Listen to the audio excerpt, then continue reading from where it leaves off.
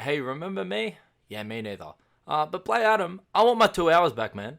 This is just a dumpster fire of all the things the DCEU has been doing wrong the last 10 years, all in one location. The movie starts with what must be about 10 minutes of narration explaining Black Adam's origin story.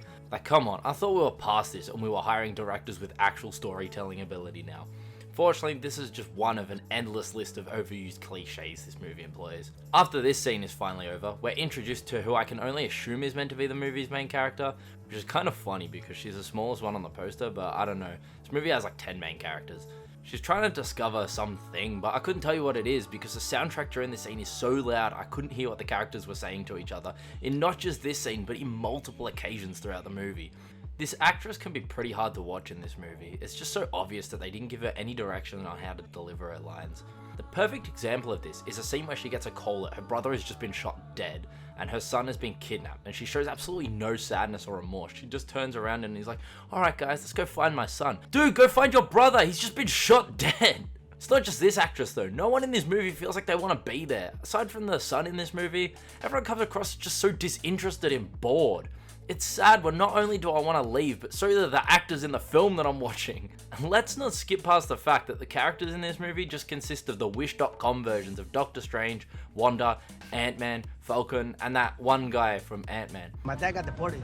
I suppose they didn't have enough time to find some more exciting or original characters because they certainly didn't have enough time to brush up on the CGI.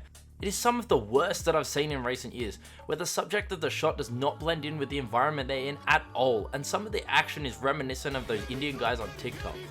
It's not just the CGI that falls flat, it's the humour. I didn't laugh once during this movie. I couldn't even laugh at how cringe or how bad it was because it's just boring. I was fidgeting and checking the time constantly throughout this movie's second half. Skipping to the end now, the villain comes about because he had read some magical spell upside down, so it has the opposite effect on him. So he literally turns into Satan and crawls out of hell to unleash an army of the undead just because I suppose he can.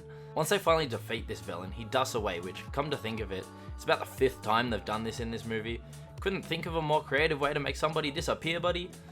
Anyway, the movie's closing shot is of Black Adam being asked what his name in a way so bad it's second only to Rey Skywalker herself. But we're not done yet! The mid-credit scene shows Black Adam meeting Superman, and I read somewhere that the director is mad that people were talking about this as if it hasn't been happening with the MCU for like its entire existence. In all honesty though, does anyone actually care? Man of Steel came out 9 years ago, and I think we can all agree that Batman v Superman was one of the worst superhero movies. So like, what are they going for here? Superman has had more than his fair share of DCEU screen time, so just leave him alone. This was DC's attempt, I suppose, at picking up Marvel's slack as of recent, and they couldn't have failed harder. After this, there's no after credit scene, just to waste as much of my time as possible.